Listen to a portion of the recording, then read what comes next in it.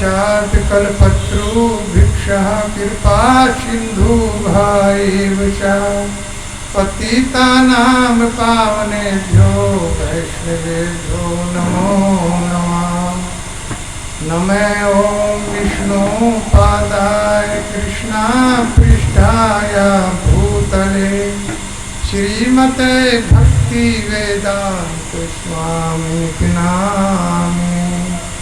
नमस्ते सरस्वती देवे गौरवाणी प्रचारिणे निर्विशेष शून्यवादी पाश्चात्य देशतारिणे। जय श्री कृष्णा चैतन्य प्रभु नित्यानंदा श्री अद्वैत गदाधर श्रीवासादि गौर भक्त वृंदा। हरे कृष्णा कृष्णा कृष्णा हरे हरे हरे राम राम राम हरे हरे हरे कृष्णा कृष्णा कृष्णा हरे हरे हरे राम राम राम हरे हरे हरे कृष्णा कृष्णा कृष्णा हरे हरे हरे राम राम राम हरे हरे। ओम नमो भगवते वासुदेवाय। ओम नमो भगवते वासुदेवाय। ओम नमो भगवते वासुदेवाय। ओम नमो भगवते वासुदेवाय। ओम नमो भगवते वासुदेवाय।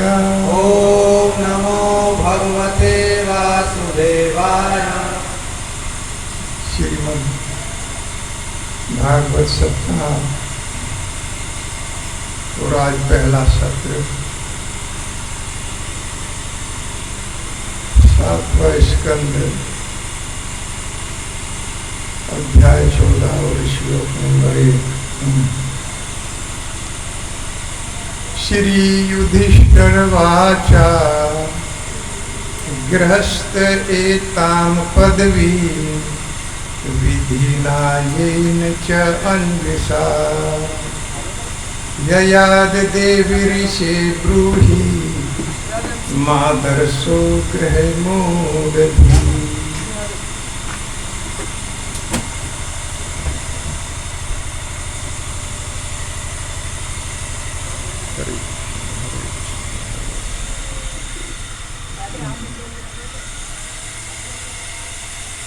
तो आज फिर हरे कृष्ण।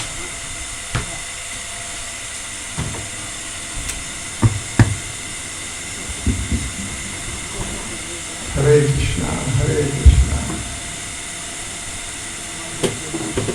तो आज फिर गत वर्ष की भांति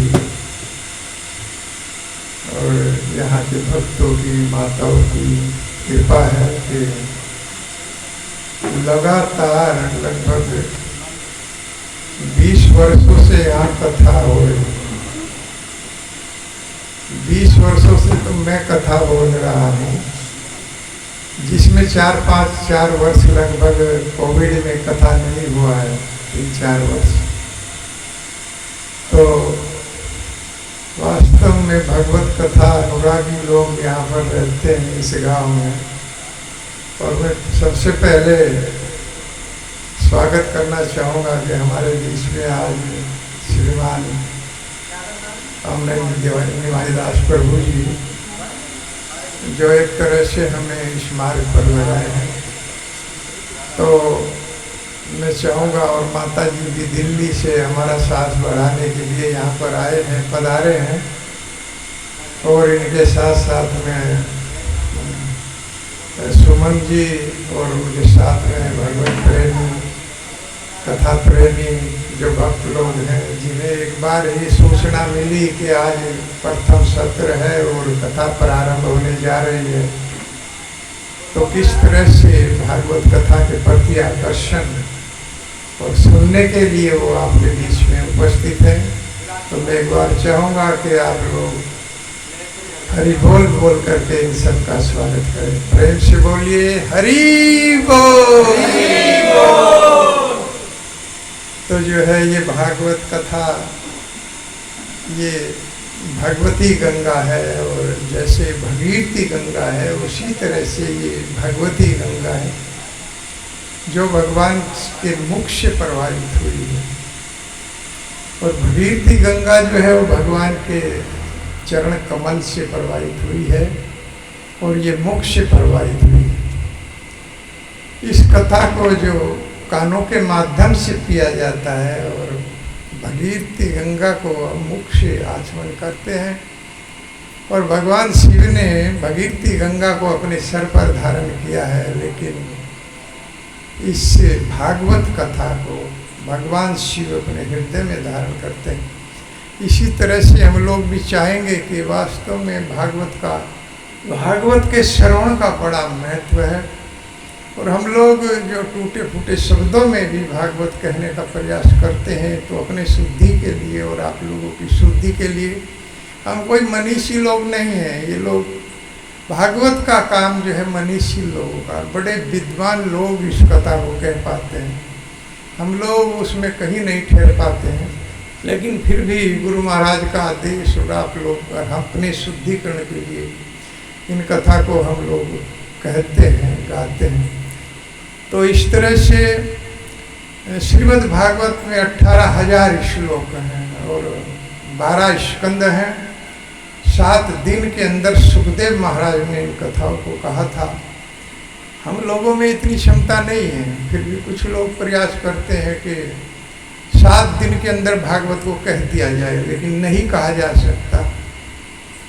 इस तरह से लोग एक कहानी के रूप में इसे प्रदर्शित करते हैं, तो वो इतना लाभप्रद नहीं है। आप श्रीमद् भागवत को ठीक से धारण कीजिए, भले ही आप इसके 10 श्लोक बोलते हैं या 5 श्लोक बोलते हैं, और ठीक से श्रीमद् भागवत का अगर एक श्लोक भी हृदय में उतर गया, तो आप समझ लीजिए कि पूरा सप्ताह आपने श्रवण किया है। इतना महत्वपूर्ण है कि एक श्लोक इसका हृदय में आप धारण कर लें, तो पूरी भागवत का लाभ मिलता है। जो सुखदेव महाराज ने 7 दिनों के अंदर भागवत किया है, 18,000 श्लोक, वो एक श्लोक के समझने से अगर हृदयांगन आपने उस श्लोक को कर लिया और अपने हृदय में उतार लिया, तो लाभ आपको मिल जाएगा। इतनी महत्वपूर्ण श्रीमद् भागवत कथा है, तो इसको जितना भी आप लोग सुने, बड़े ध्यान के साथ में सुने। और इसीलिए हम लोग श्लोक वाइज कहते हैं। एक बार मैं कथा कर रहा था अपने गांव के पास में, तो बलि महाराज का मैंने उच्चारण किया था। बलि महाराज का कथा मैं बोल रहा था, तो कुछ लोग ऐसे भगवत कथा में गाना बजाना सुनने के आदी हो जाते हैं, वही अपना सुनते रहते हैं, बड़ा लहरते हैं, खड़े होते हैं, डांस करते हैं, नाचते हैं माताएं। तो इस तरह से हम लोग लोक गीत नहीं गाते हैं। हमारे इस्कॉन में लोक गीत नहीं गाए जाते हैं, केवल हरि नाम गाया जाता है। आप वैष्णव गीत गा सकते हैं, कोई पद गा सकते हैं। तो इस तरह से एक बार वहाँ कहा गया कि प्रभु जी बलि महाराज ही गा रहे हैं, क्योंकि हम लोग हैबिचुअल हो चुके हैं कि अपने शरीर को हम तुष्ट करना चाहते हैं, आत्मा को तुष्ट करना हम लोग नहीं चाहते। लेकिन जब हम श्लोकों का अर्थ सुनते हैं, तो हमारी आत्मा तुष्ट होती है, हमारी आत्मा को खुराक मिलती है। शरीर को पोषित हम लोग नहीं करते हैं। लेकिन ये जो हम नृत्य करते हैं, लौकिक गीत जो गाए जाते हैं, बड़े बड़े स्टार आप लोग देखते हैं टीवी के अंदर, वो लौकिक गीत गाते हैं, वो कोई असर करने वाले नहीं हैं। जैसे मैं गाता हूँ कि जैसे एक बार गा जा रहा था, श्याम खोज रहे राधा तुमको ढूंढ रही है, कुछ ऐसे गा रहे थे। तो बार बार उसमें कि कहाँ श्याम को देखा है क्या, वो वृंदावन में देखा है, बरसाने में देखा है, वहाँ क्या कर रहे थे, गैया चरा रहे थे। गोकुल में देखा है वो माखन चुरा रहे थे।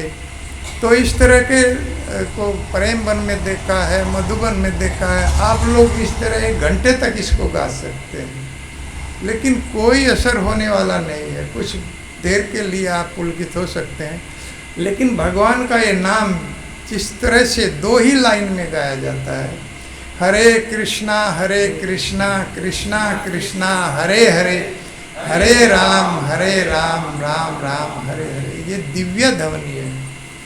ये मंत्र महामंत्र इसको कहा गया है, इससे आत्मा पोषित होती है। तो इस तरह से हम लोग ऐसे भजन नहीं गाते हैं, केवल दिव्य अलौकिक जो भजन है, वैष्णव जो गीत हैं, भले ही वो बंगाली में हो या किसी में हो, समझ में ना आए, लेकिन जब उनका अर्थ हम लोग सुनते हैं तो हमारे हृदय में उतर जाते हैं। तो मैंने बहुत ही एक वैसे कठिन कथा का चैप्टर लिया है, लेकिन हम लोगों के लिए बहुत लाभप्रद है। गृहस्थ धर्म, ये गृहस्थ धर्म है कहा गया है, और कि गृहस्थ भी किस तरह से भगवत धाम जा सकता है, गृहस्थ किस तरह से अपने को इस जगत में अपने को छुड़ा सकता है, किस प्रकार से। क्योंकि नारद मुनि ने वर्णन किया ब्रह्मचर्य और वानप्रस्थी और सन्यास, इनका वर्णन किया है, गृहस्थ का वर्णन नहीं किया। क्यों नहीं किया? क्योंकि देखते हैं कि गृहस्थ अक्सर कहते हैं कि हमारे पास कोई समय नहीं है, हम तो बहुत बिजी हैं, I am very busy, I have no time. हमारे पास कोई समय नहीं है कि हम लोग भजन करें, हम इतना बिजी हैं। हमारा तो यही भजन है कि हम अपने बच्चों को पाल रहे हैं, कर्म कर रहे हैं, लेकिन कर्म की ही पहचान नहीं है कि कर्म वास्तव में है क्या। कर्म की स्थिति भगवान कहते हैं गहना कर्मणो गति, कर्म को जानना इतना आसान नहीं है। प्रत्येक जीव जो भी करता है उसी को कर्म घोषित कर देता है। कोई व्यक्ति अगर गाय को काट रहा है तो वो भी कहता है कि मैं भी अपना कर्म कर रहा हूँ। तो इसलिए कर्म को जानना बहुत ही कठिन है, बहुत गहराई से। भगवत गीता में भगवान कहते हैं कर्मणो हयपि बोधवयम च विकर्मणा एक कर्मणस्य बोधवयम गहना कर्मणो गति। कर्म क्या है, अकर्म क्या है, विकर्म क्या है, इसको जानना चाहिए हम लोगों को, क्योंकि इसकी बहुत गहराई है। आसानी से मनुष्य कर्म को जान नहीं पाता, और जो भी कर्म करता है उसी के बंधन में पड़ जाता है, वही उसका कर्म उसको बांध लेता है और नीचे स्तर पर गिरा देता है। ऊपर नहीं उठ पाता, नीचे ही चला जाता है, उसी में बंधता। जिस प्रकार से कोस कीट, जो रेशम का कीड़ा होता है, वो अपने मुंह से निकली हुई राल के द्वारा अपने को बांध लेता, और एक दिन अपने मुख को भी बंद कर लेता है और उसकी मृत्यु हो जाती है। अपने आप अपने ही कर्म के द्वारा बंध जाता है। इसी तरह से हम लोग जो भी जिसको कर्म कहते हैं करते हैं, उन्हीं कर्मों के द्वारा बांध लिए जाते हैं और नीचे गिर जाते हैं, अर्थात अधम योनियों में चले जाते हैं। और हम कहते हैं कि हमने भी कर्म किया। तो इसी तरह से इसमें युधिष्ठिर महाराज ने जब ये बात सुनी, क्योंकि ये कथा कहाँ हो रही है, इंद्रप्रस्थ में हो रही है, राजसूय यज्ञ कर रहे हैं, युधिष्ठिर महाराज कर रहे हैं, तो उसमें कथा हो रही है। और इस कथा में बड़े बड़े ऋषि हैं, श्रवण करने के लिए आए हैं, और जितने भी राजा इनके अधीन हो गए थे वो सब इस कथा में बैठे हुए हैं, और स्वयं भगवान श्री कृष्ण इस कथा को सुन रहे हैं। और वक्ता कौन है? नारद जी। नारद जी कथा बोल रहे हैं, युधिष्ठिर जी मुख्य श्रोता है, वो सुन रहे हैं इस कथा को। और भगवान और कथा में क्या हो रहा है, बड़े बड़े ऋषि, अतुरी, देवल, कुमार, चारों कुमार इसमें सब आए हुए हैं, और बड़े बड़े राजा लोग आए हुए हैं इसमें। भगवान स्वयं इसमें मौजूद है। और गृहस्थ धर्म के संबंध में जब प्रश्न किया, श्री युधिष्ठिर वाच्य, श्री युधिष्ठिर ने कहा गृहस्थम एताम पदवीम विधिना येन च अंजसा यायाद देव ऋषि ब्रूहि माँ दर्शो ग्रह मूढ़ दी। कह रहे हैं कि हे देव ऋषि शब्द आया है, हे देवऋषि हमको बताइए कि गृहस्थम एताम पदवी, गृहस्थ भी क्या इस पद पर पहुंच सकता है? जिस पद का आपने वर्णन किया है, भगवत धाम जो परम पद है, इस जगत में क्या गृहस्थ भी पहुंच सकता है?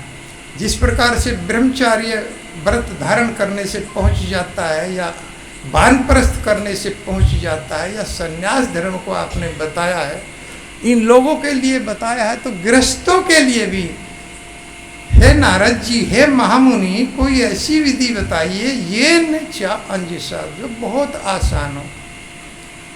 क्योंकि गृहस्थी बेचारे बहुत समय उनके पास नहीं होता है वो अपने कर्मों में लगे रहते हैं, बहुत थोड़ा समय उनके पास है। और आप गृहस्थ में अगर बताने लगे कि आप लोग जाइए हिमालय में जा कर के ध्यान लगाइए, तो गृहस्थ कर पाएगा? वो नहीं कर पाएगा, वो नहीं छोड़ेगा। आप तपस्या कीजिए जा कर के, यमुना जी के बीच में खड़ा होकर के, गंगा जी के बीच में खड़ा होकर के कोई तपस्या कीजिए, तो गृहस्थ क्या कर पाएगा? नहीं कर पाएगा। इसीलिए युधिष्ठिर महाराज ने प्रश्न किया है कि ये नीचे अंजिसा, अंजिसा बहुत सरल विधि होनी चाहिए। हे महामुनि, आप जो है ऐसी विधि बताइए। हे देव ऋषि, ब्रूहि, मैं पूछ रहा हूँ, मादर्शो ग्रह मूढ़ दी, कि मेरे समान, मादर्शो मेरे समान, गृह मूढ़ धी, गृहस्थ में फंसा हुआ मूर्ख, तो मूर्ख जो गृहस्थ में फंसा हुआ है, गृहस्थ के जाल में वो बंद है, अर्थात कोई उस जाल को काटने की विधि भी तो बताइए, और वो विधि बहुत आसान होनी चाहिए। तो इस तरह से यहाँ से गृहस्थ धर्म का वर्णन होता है, लेकिन हमें थोड़ा इससे पीछे जाना पड़ेगा, क्योंकि भगवान इस कथा को स्वयं सुन रहे हैं। उनसे बड़ा गृहस्थी कौन होगा? इनके 16,000 पत्नियां हों। और ये भी देखना चाहिए कि वास्तव में भगवान सभी के पति हैं। जब गोपियाँ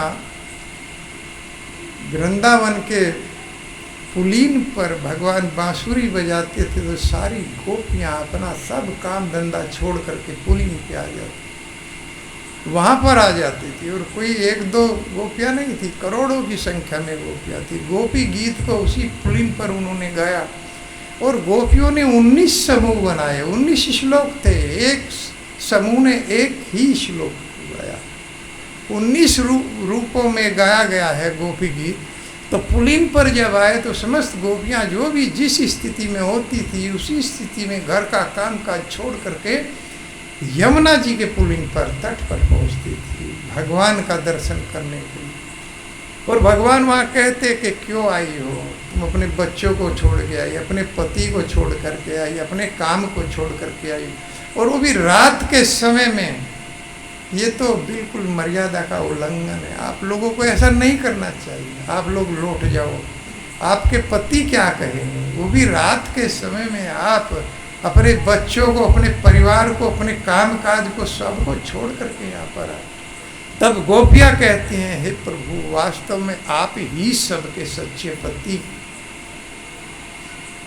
आप ही पति हैं, और वास्तव में भगवान ही सबके पति है। पति का अर्थ है स्वामी, रक्षक। कोई भी इस जगत में रक्षा नहीं कर सकता। पति अपनी पत्नी की रक्षा नहीं कर सकता, और पत्नी अपने पति की रक्षा नहीं कर सकती। माता पिता अपने पुत्र की रक्षा नहीं कर सकते, पुत्र अपने पिता माता की रक्षा नहीं कर सकते, कोई रक्षा नहीं कर सकता। प्रहलाद महाराज तो यहाँ तक कहते हैं कि डूबते को नाव नहीं बचा सकती, बीमार को वैद्य नहीं बचा सकता, और बच्चे को उसके माता पिता नहीं बचा सकते, कोई रक्षा नहीं कर सकता। लेकिन एक श्री भगवान ऐसे हैं जिन्होंने ये गारंटी दिया है, कौनते है प्रतिजानी ही नैमे भक्त प्रणश्यति। एक कुंती पुत्र घोषणा करो कि मेरे भक्त का कभी नाश नहीं होता है। तो भक्ता के रूप में जब नारद जी इस कथा को गा रहे हैं, तो भगवान क्या कर रहे हैं? सबसे पीछे बैठे, जैसे वहाँ पर वो भक्त लोग बैठे हैं, कथा के सबसे पीछे भगवान बैठे हैं, और क्या कार्य लिया है? जो भी आते हैं उनके चप्पल और जूतों की सेवा का कार्य। जो भक्त लोग, जो बड़े बड़े ऋषि मुनि कथा में आ रहे हैं, जो बड़े बड़े राजा कथा में आ रहे हैं, उनका चप्पल और जूता उतार उतार के भगवान रख रहे हैं। यानी सबसे बड़े आदमी होकर के, सबसे पुराने पुरुष होकर के सबसे छोटा कार्य, उसी में बड़ाई। लेकिन हम लोग नहीं चाहते हैं ऐसा कार्य। हम लोग चाहते हैं कि हमारा बड़ा सम्मान हो, हमें बड़ा सिंहासन मिले बैठने के लिए। इस तरह से भगवान से हम लोगों को सीखना चाहिए। जो इस जगत के वास्तव में स्वामी हैं, सबके पति हैं, वो भगवान क्या सेवा ले रहे हैं? जूतों चप्पलों की सेवा ले रहे हैं।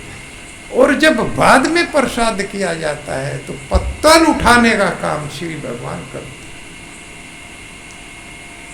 ऐसे भगवान वास्तव में सबसे करुणा दयालु के सागर हैं।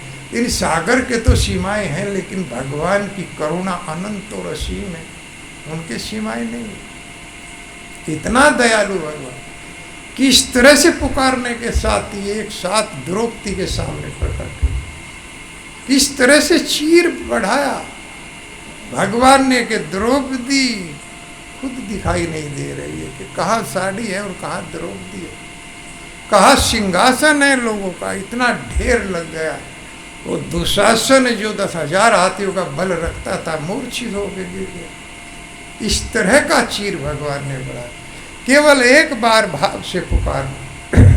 लेकिन हम लोग भगवान को नहीं पुकारते। द्रौपदी ने भी पहले अपने संबंधियों को, परिवार के जनों को पुकारा है, भगवान को नहीं पुकारा। जब कोई नहीं आया तब भगवान को पुकारा। गजराज ने भी पहले अपने परिवार वालों को बुलाया, पुकारा, अरे कोई मुझको बचाओ, ग्रह ने पकड़ लिया। वो खींच रहे थे, लेकिन जब भगवान को पुकारा तो भगवान।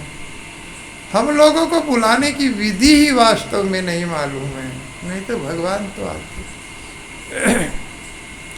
भगवान निश्चित आते हैं। और इससे बड़ी बात क्या होगी कि भगवान इस नाम के रूप में हमारे साथ, जो हम नाम गाते हैं, इस नाम में ही कलिर काले नाम रूपे कृष्ण होता।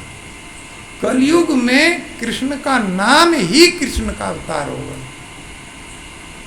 तो जब हमको ये नाम मिला हुआ है तो समझ लेना चाहिए कि भगवान हमारे हृदय में प्रकट है। हृदय में तो रहते ही हैं, लेकिन प्रकट हो जाते। हृदय में तो सबके हृदय में भगवान रहते हैं, लेकिन भगवान को प्रकट करने की विधि देखना पड़ेगा। हरि व्यापक सर्वत्र समाना, हरि व्यापक सर्वत्र समाना, प्रेम के प्रगट हुई में जाना, प्रेम से प्रगट होई मैं जाना। देश काल दिशि विदिशि ही माही, देश काल सिद्धि ही माही। कहूँ सो कहाँ जहाँ प्रभु नाही, जहाँ प्रभु नाही। अब जग में मही कवित विचारा, जग में कवित विचारा, प्रेम से प्रकट होई जिमि आगा, प्रेम से प्रकट होई जिमियारा।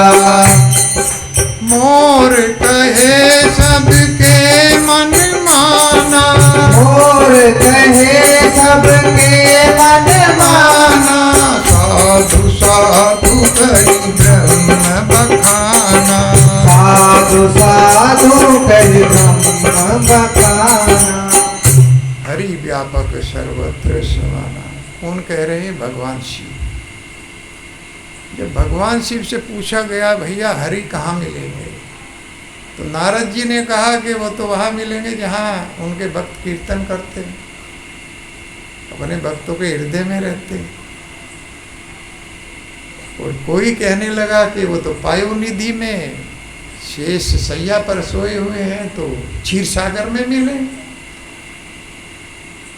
सब अपनी अपनी राय दे रहे थे। तब ब्रह्मा जी ने कहा कि भगवान शिव सबसे वरिष्ठ है, इनसे पूछो, हरि व्यापक सर्वत्र सर्व। तब कहते हैं भगवान शिव के हरि सर्वत्र है, लेकिन प्रेम से प्रकट होते, ऐसे प्रकट नहीं होते। और ये नाम जो हम लोग गाते हैं, इसके स्वभाव में है कि प्रेम प्रकट हो जाएगा। कृष्ण नाम महामंत्रेर ऐते स्वभाव ऐ तार जपे कृष्ण उपजय भाव। जो निरंतर इस नाम को जपेगा तो उसके हृदय में प्रेम प्रकट हो जाएगा। ये इसके स्वभाव में है भाई। कोई ध्यान लगे ना लगे, एकांत में हो जाए तो बहुत अच्छा, नहीं तो जीवा को एक्टिव रखिए और गाइए तो भगवान का प्रेम प्रकट हो जाएगा निश्चित इसके स्वभाव में। चैतन्य महाप्रभु जब अपने गुरु ईश्वरपुरी के पास गए कि प्रभु मुझे मंत्र दे दीजिए, तो उन्होंने मंत्र दे दिया, महामंत्र, कि इसका जप करो, तुम्हारे अंदर भगवान का प्रेम प्रकट हो जाए। कुछ ही दिनों के बाद पागल हो गए, पागलों की तरह से नाचने लगे, गाने लगे, आंखों से अश्रुपात रुकता नहीं था। अपने गुरु के पास गए, कीबा मंत्र दिला गोसाई, कीबा तार बल, जपीते जपीते मंत्र करी ले पागल। हे मेरे गुरुदेव, कैसा मंत्र मुझको दे दिया, जितना इसको जपता जाता हूं उतना पागल बना रहा। नचाए हंसाए मंत्र कराए क्रंदन, एत सुनी गुरु हंसी भली ले वचन। और ये यही नहीं, पागल ही नहीं बना रहा है, ये नचा रहा है, हंसा रहा है, और कभी कभी तो क्रंदन, रोने पर मजबूर कर देता है। इतना सुनकर के गुरु मुस्कुराने लगे, अरे मेरा शिष्य उसी ओर बढ़ रहा है जिस ओर में चाह रहा था। अर्थात रिवर्सन नहीं हो रहा है, प्रमोशन हो रहा है, ऊपर ऊपर जा रहा है। और हम लोग ऐसे ग्रस्त में फंस करके रिवर्सन ही हो रहा है, ऊपर नहीं जा रहे हैं। अब आप देखिए, एक युवक और युवती एक लोन में बैठ करके घंटों 2-2 घंटा बात करते, कोई मर्यादा नहीं है, पता ही नहीं कब खाना भी पड़ेगा या खाना भी भूख लगी है नहीं, कोई भूख नहीं लगी, घंटों तक बात करते रहते हैं। और वही जब पाणी ग्रहण संस्कार उन दोनों का हो जाता है, शादी हो जाती, तो थोड़े ही समय के बाद में एक दूसरे की तरफ को आंख दिखाने लगे, तुम तो पहले जैसे नहीं हो। पति कहता है कि तुम भी पहले जैसी नहीं हो। घंटों घंटों बात करते, कोई मर्यादा नहीं। कहां से वो प्रेम कहां गायब हो गया। लेकिन जब शादी हो गई और जब बच्चे हो गए तो पति को सूर पड़खा दिखाई देने लगी पत्नी, और पत्नी को पति कुंभकर्ण दिखाई देने लगा। सबके लिए मैं नहीं कह रहा हूं, लेकिन आजकल ऐसा हो रहा है। और जो कसमें खाते थे मरने जीने की, वही एक दूसरे के खून के प्यासे हो गए। कभी कभी पत्नी काट करके टुकड़े कर देती है और कभी पति काट के टुकड़े कर। तो कहां प्रमोशन हो रहा है, वो तो रिवर्सल हो रहा है। अध्यात्म के बिना ऐसा ही होता है। लेकिन जब हम भगवान से जुड़ जाते हैं, जब हम भागवत कथा सुनते हैं, जब हम भगवान के नाम का जप कीर्तन करते हैं, तब ये प्रेम बढ़ता ही चला जाता है, बढ़ता ही चला जाता है। उन परिवार से पूछो जहाँ पति पत्नी दोनों भजन करते हैं, कितना सुंदर उनका जीवन करते हैं। इस तरह से वास्तव में लोग जो है कोर्ट मैरिज कर लेते हैं, लव मैरिज कर लेते हैं। इसी तरह से ये सब होता है बाद में चल कर। माता पिता की इच्छा के बिना शादी नहीं करनी चाहिए। माता पिता से अच्छा कोई अपना हो नहीं सकता। वो जहाँ भी करेंगे वो देख करके वो ठीक करेंगे। और वास्तव में कभी अगर आपने माता पिता की इच्छा से शादी करा ली, कोई मंगली हो, कोई भी हो, दिखाने की आवश्यकता नहीं। माता पिता का आशीर्वाद पार लगा दो। कभी किसी के साथ घटना हो सकती है, लेकिन हमने देखा है कि जीवन में माता पिता की इच्छा से जो शादी किया गया वो पार हो गई। हमारी भी शादी हुई, लेकिन कभी नहीं देखा, डेट रख ली और शादी हो गई। पूरा जीवन कितने अच्छे से गुजर रहा है। बहुत माताएं हैं, बहुत पति हैं, लेकिन आजकल ये हो रहा है। इसका कारण है कि हम अध्यात्म से नहीं जुड़ रहे, भगवान से विमुख हम लोग हो रहे हैं और विषय वासनाओं के इस जगत में ही फंसे हुए। इससे बाहर निकलने की हम लोग सोच नहीं रहे। इसी ऐसा गृहस्थ, इस गृहस्थ से वास्तव में बचना चाहिए। इसको गृहस्थ कहा ही नहीं गया है, ये तो गृह में यदि इसको कहा, इंद्रिय तृप्ति के लिए जो लोग संबंध बना लेते हैं। गृहस्थ तो वो है जिसमें माता पिता दोनों भजन करते हैं, बच्चों को भी लाइन में लगाते हैं। उस गृहस्थ को देखिए, नहीं तो उस पशु पक्षी की तरह से जीवन चला जाता है। और हम लोग कौन सी बड़ी बात कर रहे हैं, पशुओं की तरह ही तो जीवन को गंवा रहे हैं। कौन सी बड़ी बात हमारे जीवन में। एक पशु क्या नहीं कर रहा है, अपने बच्चों को पाल रहा है, वो भी पाल रहा है। एक पक्षी भी अपने बच्चों को दाना दुमका खिला रहा है। कौन सी बड़ी बात है। अरे मनुष्य योनि में ये बुद्धि तो भगवान ने दिया है कि इसमें भजन हो सकता है। अगर हम इसमें भजन नहीं कर रहे हैं तो क्या हम लोग कर रहे हैं। और तो सब काम वही पशुओं वाले काम है। तो इससे हम लोगों को समझना चाहिए, इस मनुष्य योनि का लाभ प्रमोट होने के लिए उठाना चाहिए, ऊपर बढ़ना चाहिए। हम लोगों को नीचे नहीं आना चाहिए कि अधम योनियों में हम लोग गिरे, बार बार जन्म लें, बार बार मृत्यु हमारी हो। तो इससे बचने के लिए हरिनाम संकीर्तन, हरे कृष्णा कृष्णा कृष्णा हरे हरे, हरे राम राम राम। तो इसके लिए अब गृहस्थ जीवन तो इससे थोड़ा पीछे हम लोगों को जाना पड़ेगा कि ब्रह्मचर्य के संबंध में नारद जी ने इस कथा में सुना रहे हैं। भगवान भी इसमें बैठे हुए हैं, युधिष्ठिर महाराज मुख्य प्रवक्ता हैं, मुख्य श्रोता हैं, वो सुन रहे हैं। और बड़े बड़े ऋषि लोग इसमें बैठे हुए हैं, वो सब श्रवण कर रहे हैं। तो ब्रह्मचर्य के संबंध में बताया है कि ब्रह्मचारी गुरु के बिना पार नहीं उतर सकता। ब्रह्मचर्य अगर खाना भी गुरु ने नहीं, मांग नहीं सकता है, गुरु ही आदेश करेगा खाना खाने के लिए, तभी खाना खा पाएगा। अगर गुरु ने भूल गया ना तो भूखा ही रहना पड़ेगा, वो मांग भी नहीं सकता। ये ब्रह्मचर्य पालन है। और इसमें विद्या, क्योंकि विद्या ग्रहण की जाती है, ब्रह्मचर्य में विद्या ग्रहण किया जाता है। तो इस तरह से इस जीवन को हम लोग हरे कृष्णा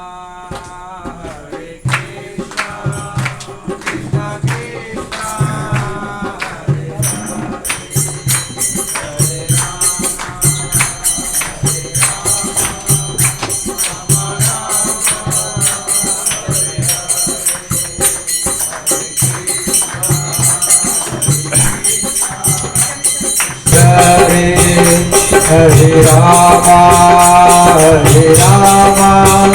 राम राम हरे हरे।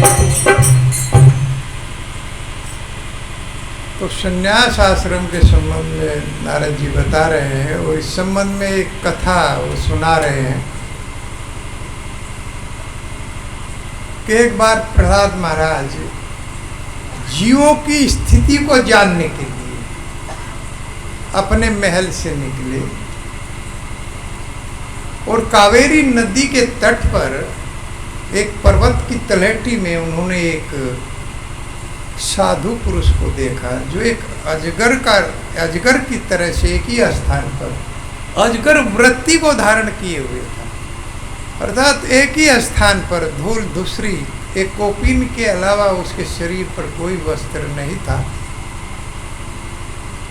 और मिट्टी में सना हुआ पूरा शरीर उसका था, वो लेटा हुआ था। तो प्रहलाद महाराज ने पूछ लिया कि हे महाराज, आप मुझे बहुत प्रसन्न दिखाई दे रहे हैं और आपका बहुत सुंदर शरीर है, लेकिन फिर भी आप इस तरह से इस मिट्टी में क्यों लेटे हुए? आपके शरीर पर कोई सुंदर वस्त्र नहीं है। और अक्सर मैंने देखा है कि लोग, जिसके पास अपार धन होता है वो प्रसन्न रहता है, जिसको स्त्री का संग मिल जाता है वो प्रसन्न रहता है, अपने बच्चों में प्रसन्न रहता है, लेकिन आपके पास तो ऐसी कोई वस्तु है नहीं, उसके बाद भी आप इतना आनंद में कैसे? क्योंकि अगर किसी व्यक्ति के पास बहुत धन है, अर्थात उसे कोई कर्म करने की आवश्यकता नहीं है, उसका शरीर भी जो केवल खाता है और सोता है और कोई काम नहीं है, उसका शरीर भी ऐसा सुंदर नहीं दिखाई देता जो अच्छे अच्छे वस्त्र धारण करता है, क्योंकि धन की कोई कमी नहीं, लेकिन आपके पास में ऐसी कोई वस्तु नहीं देख रहा, उसके बाद भी आपके शरीर से इतना तेज निकल रहा है। इसका कारण आप मुझे बताइए। अगर योग्य आप मुझे समझे तो कितना सुंदर प्रश्न कर रहे हैं। अगर आप समझते हैं कि मैं इसका अधिकारी हूँ, आप मुझे बता सकते हैं। अपने पार्षदों के साथ जीवों की स्थिति का देखने के लिए प्रहलाद महाराज विजिट कर रहे थे, तो कावेरी के तट पर उन्होंने इस साधु को देखा। तो नारदोवाच श्री नारदवाचा से इत्थम दैत्य पतिना परिपृष्टो महामुनि संयमानस्य तमभ्याः तद्वागमर्तयांत्रितः। श्री नारदवाच, श्री नारद जी ने कहा, इस प्रकार दैत्यपतिना, दैत्यों के राजा, दैत्यों में श्रेष्ठ श्री प्रहलाद महाराज के इस प्रश्न को सुनने के बाद महामुनि इसके मानस मुस्कुराए, उनके चेहरे पर हंसी आ गई, तेज हो गया, मुस्कुराए और तद बाग अमृत यांत्रिता, और आपकी कहने लगे अमृत वाणी को सुन करके मैं इतना प्रसन्न हो गया हूँ और इसका उत्तर मैं जरूर दूँ। प्रहलाद महाराज से बोले कि आप इतने मीठे वचन आपने कहे, आपने इतनी सुंदर भाषा में आपने मुझसे प्रश्न किया है, जबकि महामुनि, मैं तो मुनि, मुनि का अर्थ है महामुनि, जो भगवान का चिंतन करता है 24 घंटे, जैसा भगवान का आदेश है, मन मना भव मद भक्तो मध्याजी मानो, उसको मेरा चिंतन करो भगवत गीता में, और मय्येव मन आदत्त समय मई बुद्धि निवेश है, और इस मन को मुझे दे। भगवान क्या कहते हैं अर्जुन से, हे अर्जुन इस मन को मुझे दे दो, ये तुमको युद्ध करने नहीं देगा, लेकिन जैसे ही तुम मुझको दोगे तो तुम मेरे कहे अनुसार युद्ध। मय्येव मन आदत सवे मई बुद्धि निवेश निविश्यसी मय्येव अत उद्धर्वम न संशय, इसमें कोई संशय नहीं है कि मैं तुम्हें मिल जाऊंगा अगर तुम अपने मन को मुझे दे दो। लेकिन मन जाता नहीं, बड़ा कठिन है मन को लगाना, लेकिन ऐसी सुविधा प्रभुपाद जी ने, भगवान चैतन्य महाप्रभु ने हम लोगों को दिया है कि मन कहीं भी जाए, इस नाम के उच्चारण मात्र से भगवान का प्रेम आ जाए। जो सबसे बेशकीमती वस्तु इस ब्रह्मांड की, जगत की नहीं है, ब्रह्मांड की, संप्राप्त प्रेम लक्षण भक्ति अवश्य संसार धर्मातीताम गति, क्योंकि इस जगत का व्यक्ति नहीं जान पाएगा उसको। सकाम कर्मी लोग, विश्व में रत रहने वाले लोग, वो बंदर की तरह से अदरक का स्वाद नहीं जानता, तो वो इस प्रेम को नहीं जानते, वो तो इसी को प्रेम मानेंगे, काम वासनाओं को, इनके तृप्ति को ही प्रेम मानते हैं, लेकिन ये प्रेम नहीं है। प्रेम तो जो भक्त और भगवान के बीच का अक्षर है प्रेम। जब भगवान से लगा हो जाए, भगवान से प्रेम हो जाए, तो समझ लेना चाहिए कि हम ठीक प्रगति कर रहे हैं, उसी ओर हम लोग बढ़ रहे हैं। तो इस तरह से हे प्रहलाद, आपने बड़े सुंदर ढंग से अमृत वाणी में प्रश्न किया है, जबकि मैं बोलता नहीं, मौन धारण किए हुए थे। लेकिन कलयुग में मौनी से अच्छा है कि भगवान का नाम का उच्चारण किया जाए। ये उस मौनी का भी लाभ प्रदान करेगा। ऐसा हमारे षड गोस्वामियों से सीखना चाहिए। रूप सनातन भट्ट रघुनाथ, जीव गोपाल दास रघुनाथ, इनको कहा गया है महामुनि, जो बड़े बड़े पदों पर थे, लेकिन उन पदों का त्याग करके भगवान चैतन्य महाप्रभु की शरण में चले। अपने पदों को छोड़ करके जब भगवान चैतन्य महाप्रभु से रूप सनातन दोनों मिलते हैं, तो नमो महावदन्याय कृष्ण प्रेम प्रदाय दे, कृष्णाय कृष्ण चैतन्य नामिने गौरित विषय में, हे प्रभु हमें आप अपनी शरण में ले लीजिए, क्योंकि आप इस जगत की ब्रह्मांड की सबसे कीमती वस्तु निःशुल्क प्रदान कर रहे हैं, और वो है कृष्ण प्रेम। उसके लिए कुछ लिया नहीं जा रहा।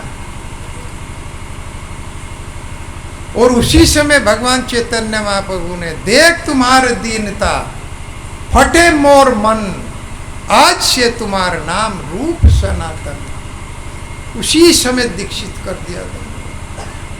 एक का नाम रूप होगा, एक का सनातन। जो प्रधानमंत्री के पद पर थे, प्रधानमंत्री का पद इनको कहते हैं मानो। शाह हुसैन, राजा हुसैन शाह के दरबार में प्रधानमंत्री के पद पर थे, और इतनी पूछ थी कि राजा कोई भी कार्य इनके बिना नहीं करते, कोई कार्य नहीं करते थे, लेकिन उस पद का त्याग कर दिया। और हम लोग गृहस्थ में बहुत काम है, हमको तो बड़ा बिजी है साहब, भगवान का नाम लेने का हमारे पास कोई समय नहीं है। ये सब बहानेबाजी है। अगर कहीं से कुछ धन मिल जाए तो सब समय निकल आता है, तुरंत निकाल लेता है, कोई परवाह नहीं करता। लेकिन रूप सनातन ने तुरंत अपने पद का त्याग करके, क्योंकि उनसे बड़ा पद भगवान चैतन्य महाप्रभु की शरण। भगवान कहते हैं, अरे मेरी शरण में आओ, सर्व धर्मान परित्यज्य, सब कुछ छोड़ो और एकमात्र मेरी शरण ग्रहण करो। ये कहा, इससे बड़ा पद कोई दूसरा नहीं। अगर हमने भगवान की शरण प्राप्त कर ली तो इससे बड़ा तो कोई पद है ही नहीं दुनिया में। कौन सा पद इससे बड़ा? लेकिन कोई छोटे से छोटा पद के लिए हम लोग, एक प्रधान गांव में प्रधान का पद के लिए कितना पैसा हम लोग लगाते हैं, कितना खर्चा करते हैं। अब भगवान ऐसा पद कहते हैं कि मैं तो अपने भक्तों को ऐसा पद देता हूं कि जो प्रलय में भी नहीं जाता है। भाई अस्थाई पद है, और किसके बदले में? अस्थाई शरीर।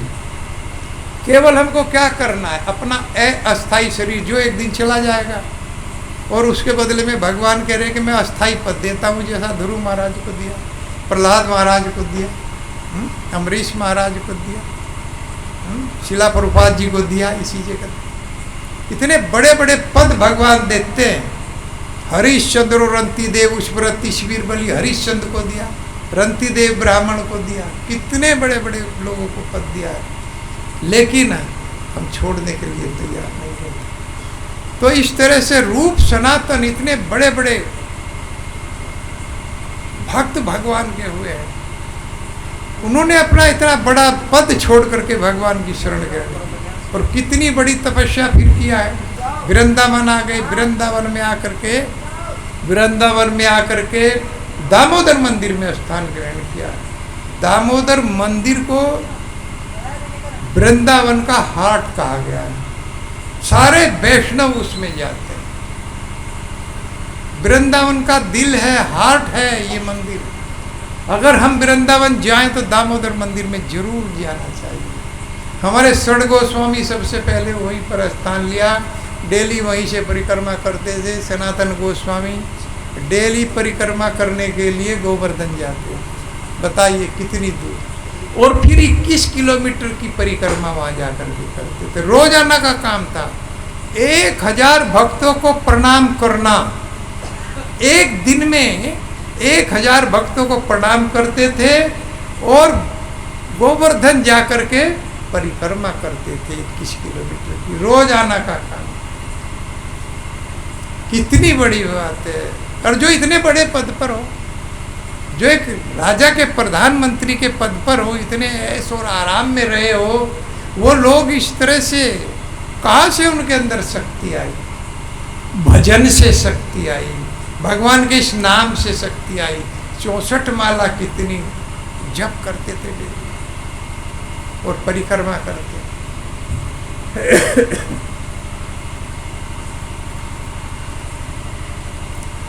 और जब बूढ़े हो गए परिक्रमा करते करते, तो शरीर बूढ़ा हो गया, भगवान एक बालक के रूप में आए कि अब आप बूढ़े हो गए, अब आप जो है परिक्रमा मत कीजिए। कि नहीं, परिक्रमा अब परिक्रमा करूंगा जब तक शरीर में प्राण है।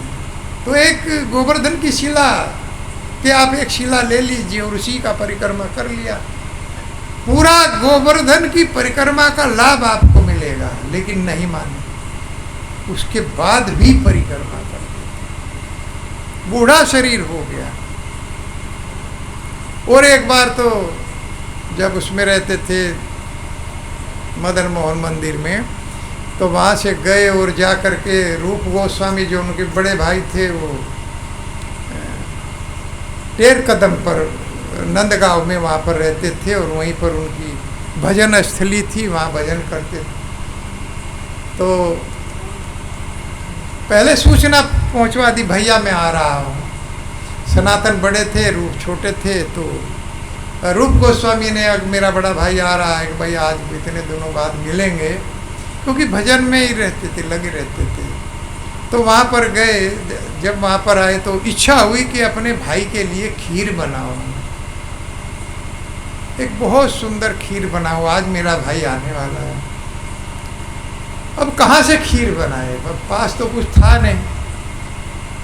सूखी रोटी खाते थे, मधुबरी करते थे, जो कुछ मिल गया वही अपना ग्रहण कर लिया, और फिर भजन में लग गए, परिक्रमा करते थे। देखिए किस तरह का जीवन बन गया। किसी ने जो भी कुछ दे दिया, मट्ठा दे दिया, तो वही छाछ पी लिया, फिर भजन में लग गए। ये है महामुनि, जो इतने बड़े पद को त्याग करके और भगवान की शरण ग्रहण किया और फिर भजन में लग गए। तो सनातन गोस्वामी आए, तो रूप गोस्वामी तब तक भाव में थे। तो तभी एक सुंदर कन्या आई, दूध लेकर के आई, कि बाबा बाबा दूध लो। कि क्या करेंगे, कहाँ से लाई? कि कुछ नहीं, मैया ने दिया है कि आप खीर बना लो इसकी। वही भाव उनके अंदर था। अब वो उसकी खीर बनाई, और खीर भी उस लड़की ने ही बना दी, उस कन्या ने खीर बनाई। खीर बना करके वो चली गई, और सनातन गोस्वामी आए कि भैया आज तो मैं आपके लिए खीर बनाई। और जैसे ही खाने को खीर दिया, खीर जो मुंह से टकराई, तो पूरे शरीर में आह्लाद हो गया, कंपन हो गया। इतना आनंद आ गया पूरे शरीर को कि भैया ये खीर कहाँ से बनाई? कि भैया मेरे पास तो कुछ है नहीं। रूप गोस्वामी कह रहे, मेरे पास कुछ नहीं है। एक कन्या आई थी बेचारी दूध लेकर के, कि बाबा आज मेरे भाव था मेरा कि मेरा भाई आएगा, मैं खीर बनाऊं। तो वो कन्या आई, उसी ने खीर बनाई है। तो वहीं से समझ गए, कहने लगे भैया वो कोई साधारण कन्या नहीं थी, वो तो राधा रानी थी, वो तो राधा रानी। अब राधा रानी का नाम आ गया तो थोड़ा सा स्वागत कर ले राधा रानी का। राधे मेरी स्वामिनी, मैं राधे को दास, जन्म जन्म मोहि दीजियो, श्री वृंदावन बास। राधे तू बड़ भागिनी, कौन तपस्या की, तीन लोक को नाथ भी सो तेरो आधी।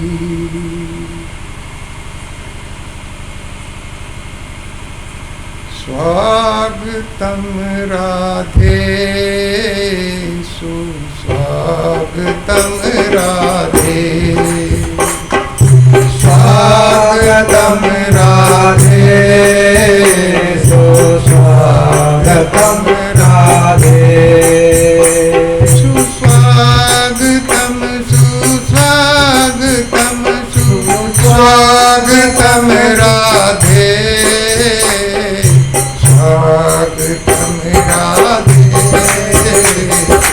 स्वागतम राधे, स्वागतम राधे स्वागतम राधे, सुस्वागतम सुस्वागतम सुस्वागतम राधे, सुस्वागतम सुस्वागतम सुस्वागतम राधे, स्वागतम राधे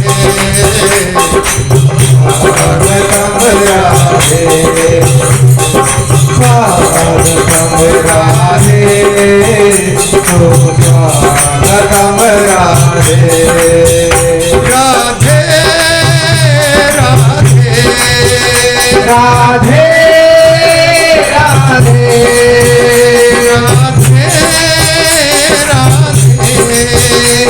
राधे राधे राधे, स्वागतम राधे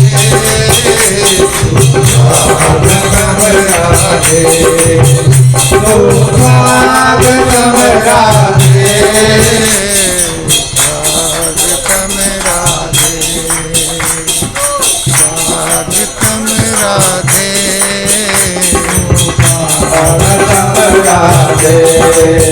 राधे राधे राधे राधे राधे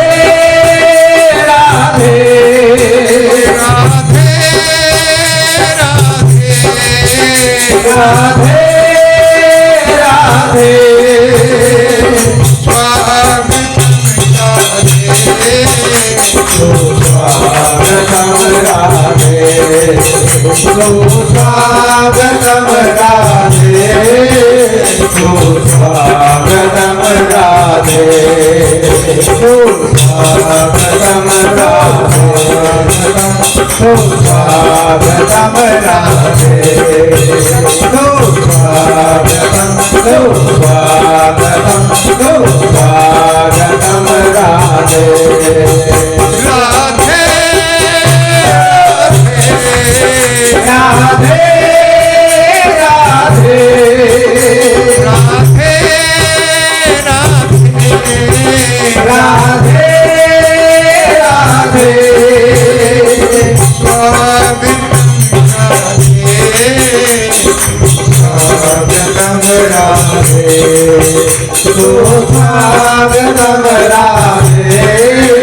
स्वागतम राधे, स्वागतम राधे स्वागतम राधे, स्वागतम कृष्णा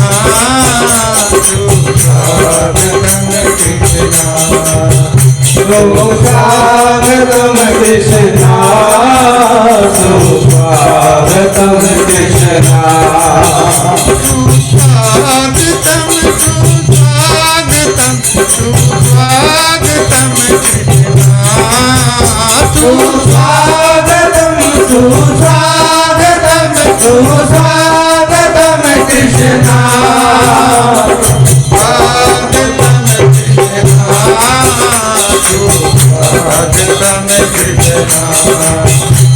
सुस्वागतम कृष्णा, सुस्वागतम कृष्णा, कृष्णा कृष्णा कृष्णा कृष्णा कृष्णा कृष्णा, स्वागतम राधे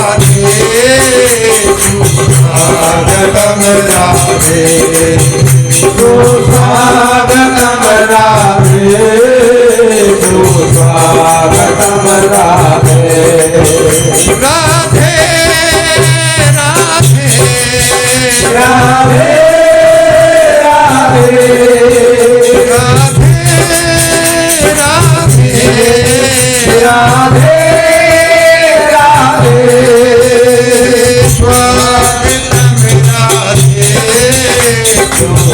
स्वागतम राधे सुस्वागतम राधे सुस्वागतम राधे हरे कृष्णा हरे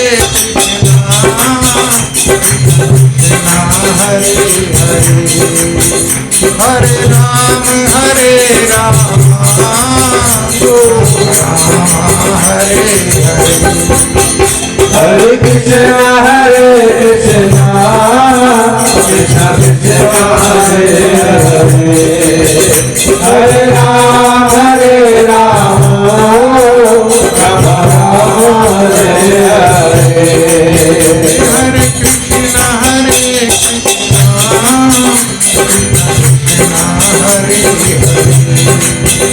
हरे राम राम हरे हरे कृष्णा कृष्णा कृष्णा कृष्णा हरे हरे कृष्णा हरे राम हरे कृष्णा हरे कृष्णा हरे राम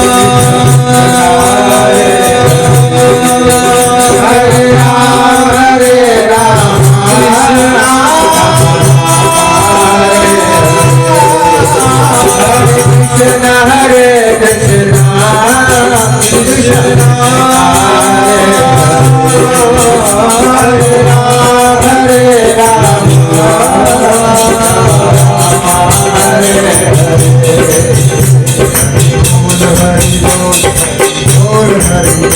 हरि बोल हरि बोल हरि बोल हरि बोल निताई गौर निताई गौर निताई गौर निताई गौर निताई गौर निताई गौर निताई गौर निताई गौर निताई गौर निताई गौर निताई गौर निताई गौर निताई गौर निताई गौर निताई गौर प्रभुपाद प्रभुपाद प्रभुपाद प्रभुपाद प्रभुपाद गुरुदेव गुरुदेव गुरुदेव गुरुदेव गुरुदेव गुरुदेव तो प्रहलाद महाराज के वचनों से मंत्र मुग्ध हो गया।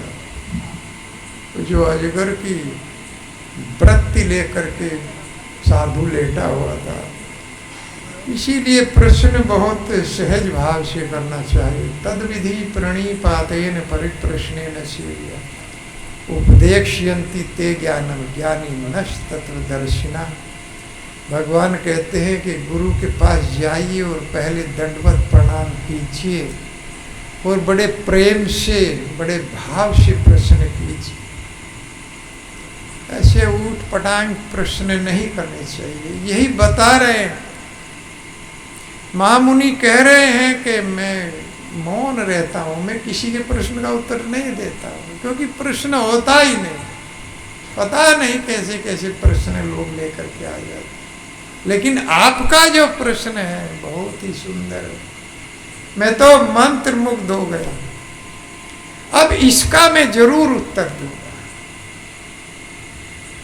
ब्राह्मण वाचा श्री ब्राह्मण वाचा वेदेदम श्रुश्रेष्ठा भवान नानु आर्य सम्मता इहो प्रमयोर निर्णाम पदानी अध्यात्म चक्षुषा।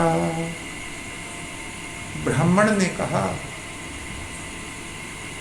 हे दैत्यों के राजा प्रहलाद, वे भक्त शिरोमणि,